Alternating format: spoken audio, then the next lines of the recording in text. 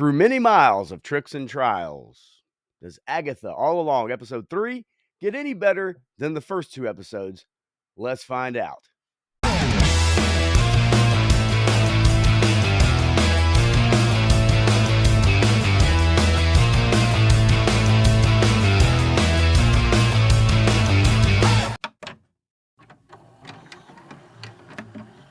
So, after narrowly escaping the Salem 7 witches that have come for Agatha, our band of witches make it to the Witches' Road. That's a lot of witches, bitches.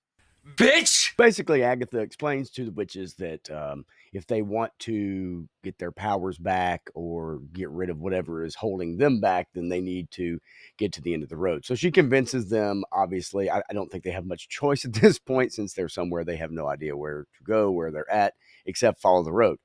Sharon, that 70s mom, strays off the path. She's about the main comedic parts of this episode. And she has one of the funniest lines about her bag being from Talbot's as it starts getting sunk into the ground. And then she starts getting pulled under like it's mud or something, and then the witches have to pull her out.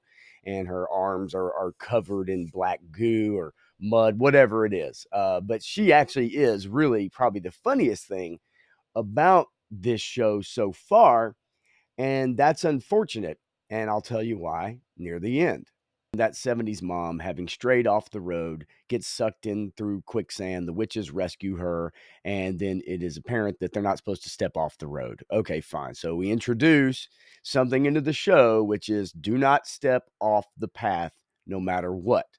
One of the other witches looks up, sees a house in the background. The path kind of opens up into what looks like a field, and there's this nice sunset imagery, bright glow. So it's obvious this is where they need to go next. And so they start towards this house. At this point, once they reach the house, it really becomes an escape room type of show, at least for this episode.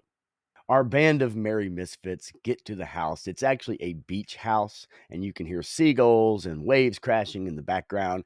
And then on the front door, there is a sigil, and our young teen determines what the sigil means. It's a water phase of the moon. The sigil is the phases of the moon, and this is the water phase. That will become very clear in a minute. I've got a bad feeling about this. Once inside, our ladies are transformed into almost like a Golden Girls like wardrobe where they all have beach clothes or not beach clothes, but like a beach house type environment, nice pastels and stuff like that. And so it's a very inviting house at first. A couple of doors are tried, windows. They can't get out. No one can open a door. But that 70s show mom has one of the funniest lines again in this scene, and it's also quite prophetic, which I'll get to at the end. Let's get it over with. Our precocious teen looks over at the mantle of the fireplace, and there's an envelope. And so the witches go over, they grab it, they read it. It is a riddle. A bottle of wine appears on a table. Everybody's happy, right? It's like, hey, let's get a bottle of wine. Once again, our 70s show mom is the star of this episode because she has one or two or three or four more lines, even some that are in the background while other characters are talking, that are actually quite funny. So I'll give it that. Like, she is right now the main comedic presence and very good at what she does. Now, it's basically her playing the same character from that 70s show, but it's effective. Now, while looking for a corkscrew in the kitchen, our teen and another witch have a conversation. And the teen seems to be enamored with Agatha for some reason. We don't really know why. And the witch tells him that Agatha would not recognize her own son if he showed up on her doorstep. And she also says that Agatha traded her son for the Book of the Damned. Now, this teen who's kind of enthralled with Agatha, he kind of tries to stand up for her, but this witch obviously is trying to convince him or tell him, hey, you don't know everything about her, and everything you think is cool or whatever is probably not. So they get the bottle of wine open.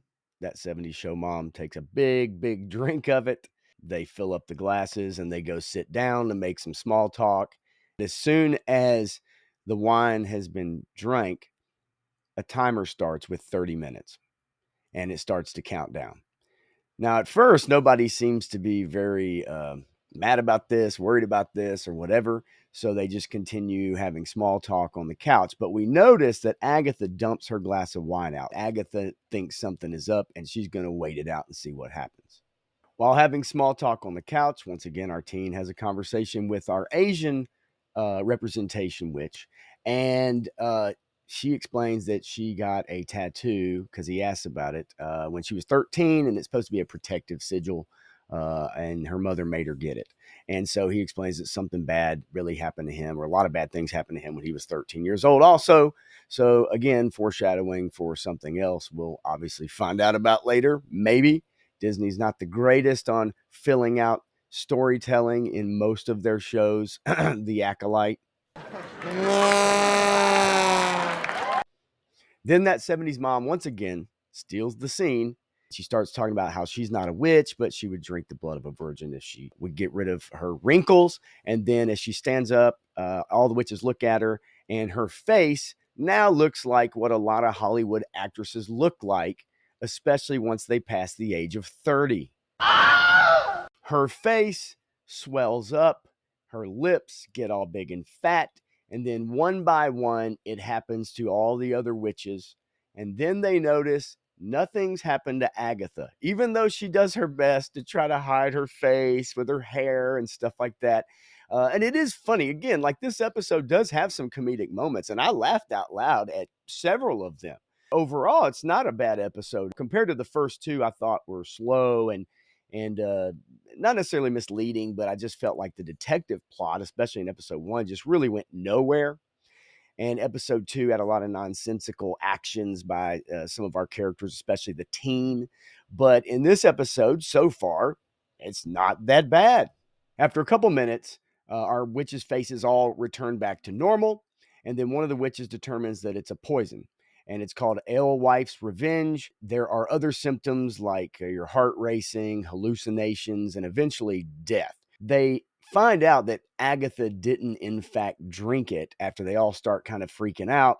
And so they try to force her to drink the wine. The teen grabs the glass instead because he was just going to go ahead and drink it to figure out, I guess, how to stop the poison or make an antidote or whatever. And so Agatha actually grabs the glass out of his hand and she drinks the wine.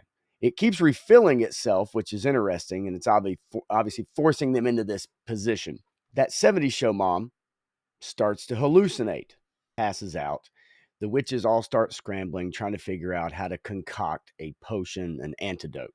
So this is where they have to use just regular witchcraft and figure out inside the house what ingredients that they can use to come up with this antidote.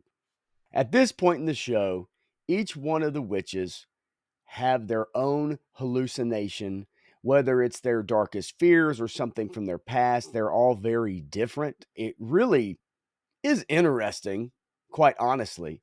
At least gives us some backstory, trying to fill in some pieces about each one of these characters and giving us some characterization to them to fill out their story. So for that, I appreciate it.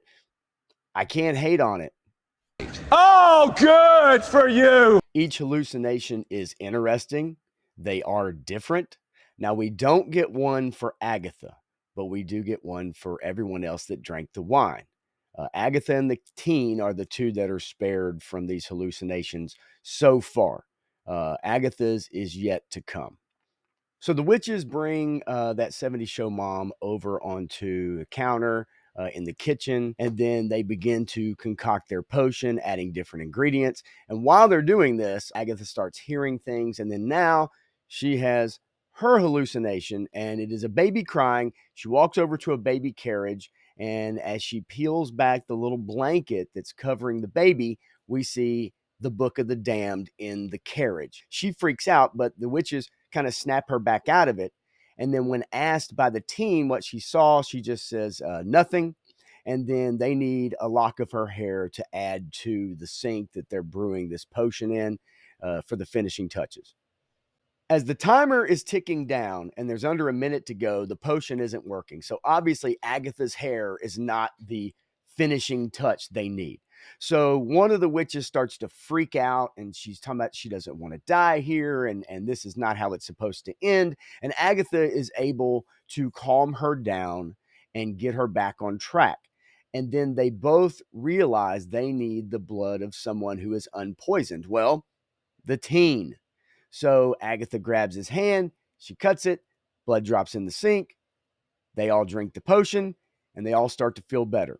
So now we've got just a very few seconds left. They grab a little shot glass and they dip it in the sink and they run it over to that 70s mom to give it to her. As the timer goes off, the oven door slams open.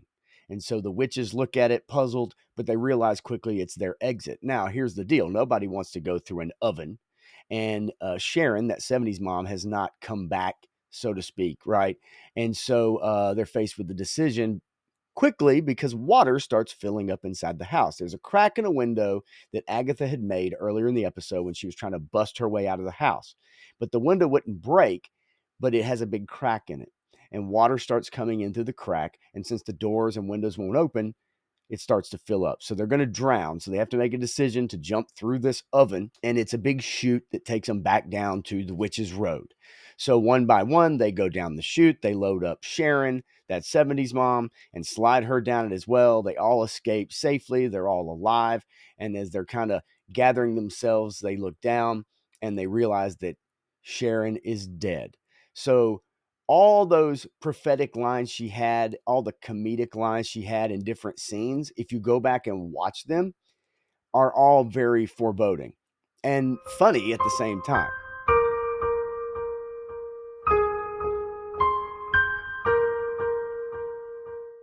Standing over the body and realizing that Sharon, that 70s mom, didn't make it, she's passed away, Agatha looks up at the other witches and she asks, "Who's Sharon?" Cue the music, cut to the credits, and that's episode 3 of Agatha All Along. Now, to give you my complete and honest thoughts about this episode, I didn't think it was bad at all. I thought it was pretty funny. Yeah, it's not bad. It does kind of become an escape room episode, but it's not like it goes from clue to clue to clue. Each witch has their own kind of characterization and backstory that gets filled in a little bit, and I'm sure in future episodes we will get more of that. But overall, not a bad episode. Got more than a few chuckles out of me, a couple laugh out louds for sure. And again, like I said at the beginning, that 70s mom really was the star of this episode. And I kind of think it's a shame that in episode 3 of this show and the one and only season that she's already gone. Now, that may not stay that way, but she was not a witch. She just ended up on this journey with the witches and then of course our teen character. So ultimately at the end of the day, I do think it was a mistake. I think it's also why she got so much of a starring role and most of the best lines in this episode, because it was a final episode for her character. So, our first 2 episodes got off to a rocky start. Variety and the media called it the Gayest Marvel show ever. We'll see if that actually bears fruit or comes to fruition.